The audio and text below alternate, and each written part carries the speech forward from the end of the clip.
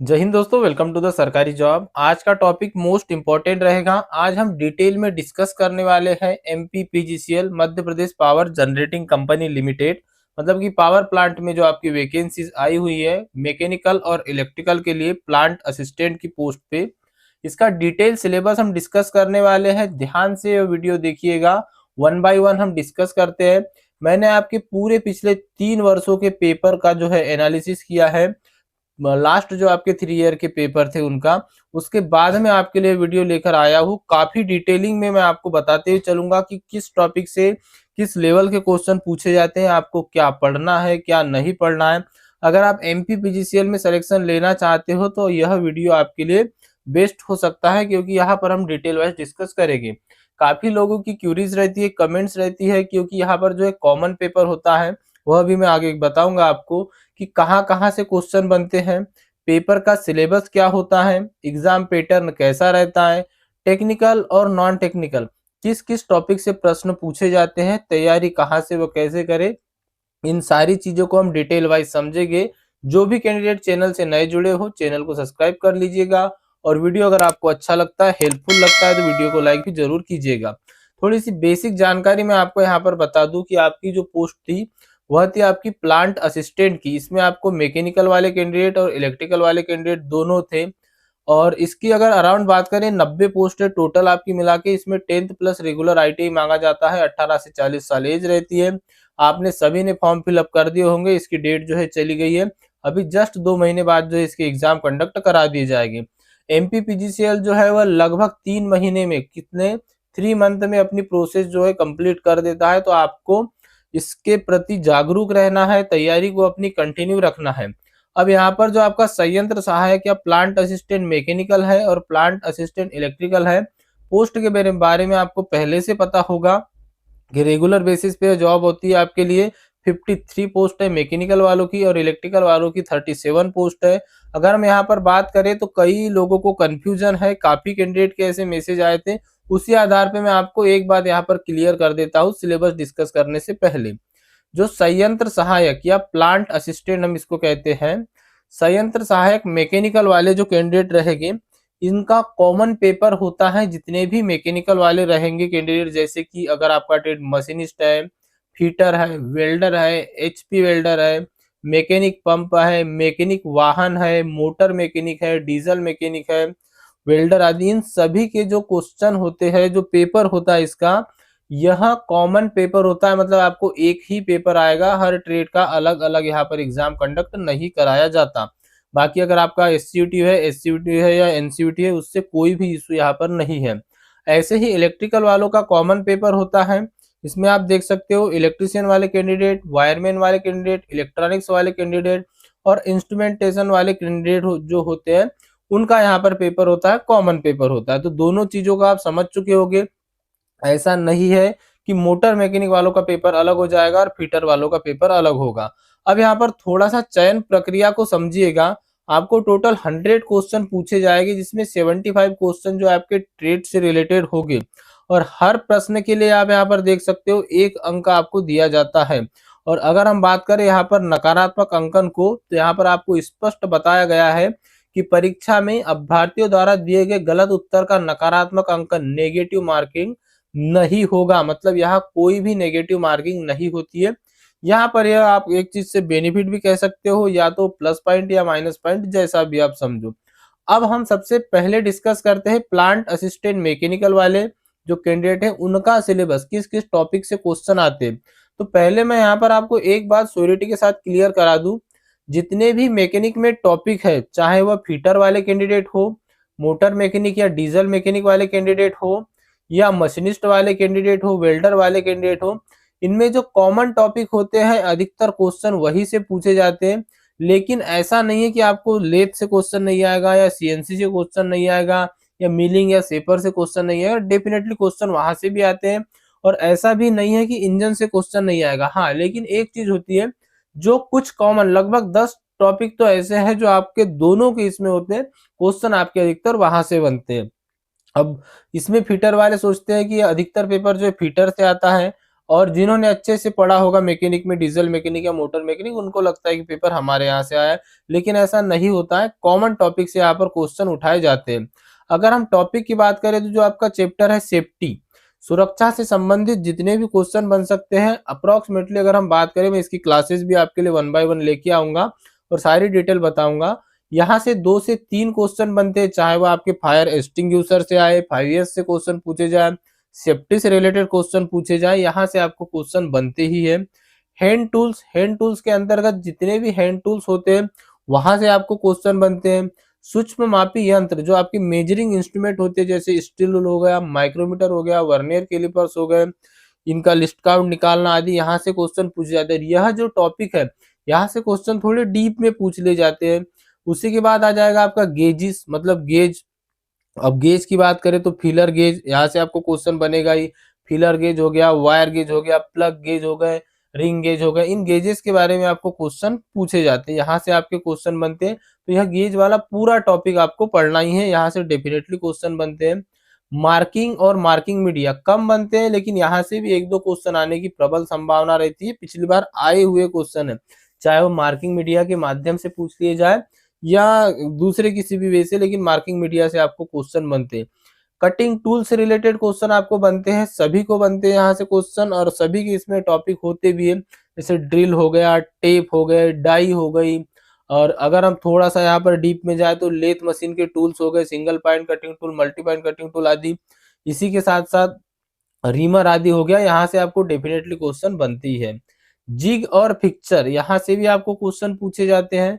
एक टॉपिक है आपका फास्टनर, मोस्ट इंपॉर्टेंट टॉपिक है एमपी पीजीसीएल में, यहाँ से लगभग 4 से 5 क्वेश्चन पूछे जाते हैं।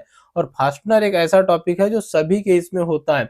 इसमें चाहे की से रिलेटेड क्वेश्चन आ जाए, बियरिंग से रिलेटेड क्वेश्चन आ जाए, चैन से रिलेटेड क्वेश्चन आ जाए, और भी जो बहुत सारे इसमें जो है यूनिट्स है जहां से आपको क्वेश्चन बन सकते हैं। फास्टनर से रिलेटेड आपको चाहे वो नट बोल्ट से क्वेश्चन पूछ लिए जाए, जैसे पावर और ट्रांसमिशन में आपका बेरिंग वगैरह आ जाएगा, लेकिन यहाँ से आपको अधिकतर थ्रेड के बारे में क्वेश्चन बन जाते हैं, कौन सी थ्रेड है उस आधार पे, और नट बोल्ट के आधार पे यहाँ से क्वेश्चन बन जाते हैं। तो डेफिनेटली फास्टनर से आपको क्वेश्चन पूछे जाते हैं।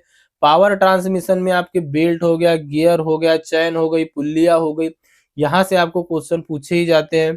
अगला आ जाएगा आपका लिमिट फिट टॉलरेंस। अब यहाँ पर लिमिट फिट टॉलरेंस में उतना डीप तक तो आपको नहीं पूछा जाता कि भाई पूरा एकदम आपको बाइलेटरल टॉलरेंस, यूनिटरी टॉलरेंस निकालने के लिए दे दे, लेकिन बेसिक क्वेश्चन बनते हैं लिमिट फिट टॉलरेंस से भी। मेटल से आपको क्वेश्चन पूछे जाते हैं, धातुएं। उसके बाद में फोर्जिंग भी एक ऐसा टॉपिक है जहां से आपको क्वेश्चन बनते हैं। हीट ट्रीटमेंट से आपको डेफिनेटली क्वेश्चन बनते हैं। अब बात कर ले यहाँ पर हम लेथ मशीन की, सीएनसी मशीन की, तो आजकल सीएनसी मशीन से भी 1 से 2 क्वेश्चन एमपी पीजीसीएल में भी डालना चालू कर दिया है। तो सीएनसी भी आपको बेसिकली देखना है, खास तौर पे उसके जो जी कोड होते हैं, एम कोड होते हैं, यहाँ से आपको डेफिनेटली क्वेश्चन बनते हैं। बाकी यहाँ पर मिलिंग, सेपर, स्लाटर आदि से भी क्वेश्चन पूछ लिया जाता है। आपका जो हाइड्रोलिक और न्यूमेटिक वाला चैप्टर था वह अभी हटा दिया गया है, तो वहां से आपको क्वेश्चन नहीं आएंगे। और अभी अगर हम बात करें इंजन, तो इंजन की कार्यविधि, तो यहाँ से भी आपको बेसिक क्वेश्चन पूछे ही जाते हैं। बेसिक इंजन रखरखाव, यहाँ से रिलेटेड आपको क्वेश्चन पूछे जाते हैं। वाहनों के रखरखाव से भी एक एग्जाम में क्वेश्चन आया था, तो आपको वाहनों का रखरखाव उससे रिलेटेड बेसिक क्वेश्चन होता है, लेकिन आपको यहाँ से क्वेश्चन पूछे जाते हैं। स्पेशल मशीनों के बारे में अगर आपने वर्कशॉप कैलकुलेशन एंड साइंस पढ़ा है तो उसमें आपको परंपरागत मशीनें, गैर परंपरागत मशीनें होती है, लीवर, पुल्ली आदि, यह भी मशीनों की श्रेणी में आ जाते हैं, तो यहाँ से भी आपको क्वेश्चन बन जाता है। लुब्रिकेंट और कूलेंट, यह भी इंपॉर्टेंट टॉपिक है, कम से कम यह समझ के चलिए कि 4 से 5 क्वेश्चन आपको इस टॉपिक से भी बनते हैं, चाहे वो लुब्रिकेंट के बारे में पूछे, घर्षण के बारे में पूछे, कूलेंट के बारे में पूछे, बनते ही है। ईडी से आपके 1-2 क्वेश्चन ईडी से भी आपको मिल जाएंगे। तो इंजीनियरिंग ड्राइंग भी आपको बेसिकली देखना है, चाहे वो पेंसिल हो या आपको व्यूज आदि हो, फ्रंट व्यू कौन सा है, थर्ड एंगल प्रोजेक्शन कौन सा है, फर्स्ट एंगल प्रोजेक्शन कौन सा है, इस टाइप से क्वेश्चन यहाँ पे आपको पूछ लिए जाते हैं। एक आपका आ जाएगा इकाइया व मापन, मतलब मेजरिंग इंस्ट्रूमेंट तो हो ही गया, लेकिन यूनिट से रिलेटेड भी आपको क्वेश्चन पूछे जाते हैं, और यह आपके टेक्निकल पोर्शन में ही आ जाता है। तो अगर आपने यह 20 टॉपिक कवर अप कर लिए तो लगभग लगभग आपका एग्जाम कवर अप हो जाएगा। क्योंकि इनसे ज़्यादा बाहर आपको क्वेश्चन नहीं पूछे जाते। अगर आप पीजीसीएल की ऑफिशियल वेबसाइट पर सिलेबस डाउनलोड करोगे तो उसमें आपको पूरा का पूरा दे दिया गया है, लेकिन इसमें भी कुछ चुनिंदा चीज़ें हैं जहाँ से आपको क्वेश्चन पूछे जाते हैं, हम आगे वह डिस्कस करेंगे। हालाँकि मैंने आपको टॉपिक यहाँ पर बता दिए हैं। अब नॉन-टेक की बात कर लेते हैं कि जो आपका नॉन-टेक है यहाँ से कहाँ-कहाँ से क्वेश्चन आते हैं। तो 25 मार्क का यहाँ पे आएगा। टेक्निकल आपका कितना भी स्ट्रांग हो, अगर नॉन-टेक में आप पीछे रह जाते हो तो बिल्कुल आप कट ऑफ से भी पीछे रह जाते हो। तो नॉन-टेक भी आपको मजबूत करना है। नॉन-टेक में आपको मैथ से क्वेश्चन तो बनना ही है डेफिनेटली। अच्छा, इस बार आपको क्या हुआ था पिछली बार भी कि आपका जो क्वेश्चन आया था, इस बार शायद वही प्रोसेस दोहराई जाए कि जो 20-20 क्वेश्चन है अलग-अलग पूछे जाएँ। तो ध्यान में रखिएगा इस चीज़ को। मैथ से भी आपको क्वेश्चन पूछे जाते हैं, रीजनिंग से आपको क्वेश्चन बनेंगे ही। जीके में आपको थोड़ा बहुत एमपी जीके भी देख के चलना है, क्योंकि एमपी जीके से भी क्वेश्चन बन जाता है। बाकी स्टैटिक तो आपको पढ़ना ही है। करंट अफेयर भी आपको पढ़ना है, यहाँ पर मैंने दे दिया आपको एमपी जीके, करंट अफेयर आदि। पावर सेक्टर जीके से लगभग 4 से 5 क्वेश्चन पूछे जाते हैं पावर सेक्टर जीके से। मैं डेफिनेटली अगली क्लास आपके लिए पावर सेक्टर जीके की ही लाऊंगा। तो जो भी कैंडिडेट अभी तक चैनल से नहीं जुड़े थे, चैनल से जरूर जुड़ जाइएगा। अब हम बात कर लेते हैं यहाँ पर इलेक्ट्रीशियन वालों की। तो यहाँ पर भी आप देख सकते हो, इलेक्ट्रीशियन वालों के लिए मैंने यहाँ पर पूरे आपके प्रॉपर टॉपिक बता दिए हैं। यह पीडीएफ मैं आपको टेलीग्राम में शेयर कर दूंगा। टेलीग्राम की लिंक आपको इसी वीडियो के डिस्क्रिप्शन बॉक्स में मिल जाएगी। व्हाट्सएप चैनल की लिंक भी आपको इसी वीडियो के डिस्क्रिप्शन बॉक्स में मिल जाएगी। वहां से आप इसको डाउनलोड भी कर सकते हो। अब बात करें हम कि कैसे करना है आपकी तैयारी, तो सबसे पहले हम एग्जाम की बात कर लेते हैं। लगभग अप्रॉक्स अगर हम मान के चले तो मार्च में जो है आपका एग्जाम कंडक्ट करा दिया जाएगा। कब? मार्च में, या उससे पहले ही हो सकता है। एमपीपीजीसीएल ज्यादा डिले नहीं करता है एग्जाम को, इस बात को आपको ध्यान में रखना है। तो आपके पास लगभग 1 से 1.5 महीना अभी भी बचा हुआ है। मान सकते हो कि अगर 1.5 महीने बाद भी आपके पास एग्जाम होता है तो आपकी एक अच्छी खासी तैयारी तब तक हो जाना चाहिए, क्योंकि इन वैकेंसी के साथ साथ काफी वैकेंसियां भी है जो चल रही है, चाहे डीआरडीओ की हो, टीओ की हो, अभी उसी के साथ में आपके एनएमडीसी की है, बहुत सी वैकेंसी है। बीआरसी में एक वैकेंसी आई है एनपीसीआईएल वाली। तो बहुत सी वैकेंसियां आपको मिलेगी ही मिलेगी, लेकिन यह एक वैकेंसी ऐसी है कि आरामदायक अगर आपको जॉब करना है तो एमपीपीजीसीएल बेस्ट है। अब बात कर ले हम कि आपकी तैयारी कहाँ से करना है, कैसे क्या करना है। तो देखिए, मैंने आपके लिए कंप्लीट कोर्स ई बुक बनाई है, पिछली बार भी मैंने आपको प्रोवाइड की थी और काफी कैंडिडेट का वहां से सिलेक्शन हुआ है। यह आपकी 2026 के लिए न्यू अपडेटेड है, इसको हमने वेबसाइट पर अपलोड कर दिया, जिसकी लिंक आपको इसी वीडियो के डिस्क्रिप्शन बॉक्स में मिल जाएगी। इसमें आपको क्या क्या मिलने वाला है, तो आपके टॉप टेक्निकल 1500 क्वेश्चन इसमें रहेंगे। इसी के साथ में आपको यहाँ पर मैथ सेलेक्टेड टॉपिक और वही जो एमपीपीजीसीएल में पूछे जाते हैं, सेम रीजनिंग के भी सेलेक्टेड टॉपिक जो एमपीपीजीसीएल अधिकतर पूछता है। आपको कंप्लीट जीके मिल जाएगा, चाहे वह इंडिया का हो, एमपी करंट अफेयर आदि। तो यहाँ आपके टोटल 700 क्वेश्चन रहेगी, टोटल एमसीक्यू फॉर्म में ही है। टेक्निकल आपका बोथ लैंग्वेज में रहेगा, हिंदी और इंग्लिश में सभी का। पावर सेक्टर जीके पूरा कंप्लीट किया गया है और इस बार हमने पावर सेक्टर जीके में भी एक्स्ट्रा क्वेश्चन ऐड कर दिए गए हैं। पिछले वर्षों के पूरे आपको प्रीवियस ईयर के क्वेश्चन पेपर भी यहाँ पर आपको मिल जाएंगे। तो यह कंप्लीट कोर्स की आपकी ई बुक रहने वाली है। अगर हम क्वेश्चन की बात करें तो अप्रोक्सीमेटली यहाँ पर लगभग यह आपके 4000 एमसीक्यू रहने वाले हैं, 4000 क्वेश्चन आपके रहने वाले। एक बेहतरीन आपकी प्रैक्टिस हो जाएगी। तो जिनका भी trade fitter, machinist, welder, motor mechanic, diesel mechanic हो गया, मैकेनिक पंप हो गया, एचपी वेल्डर हो गया, मैकेनिक वाहन हो गया, इन सभी का कॉमन पेपर होता है जो आपका मैकेनिकल के लिए रहेगा। इसकी लिंक यहाँ पर वीडियो के डिस्क्रिप्शन बॉक्स में मिल जाएगी।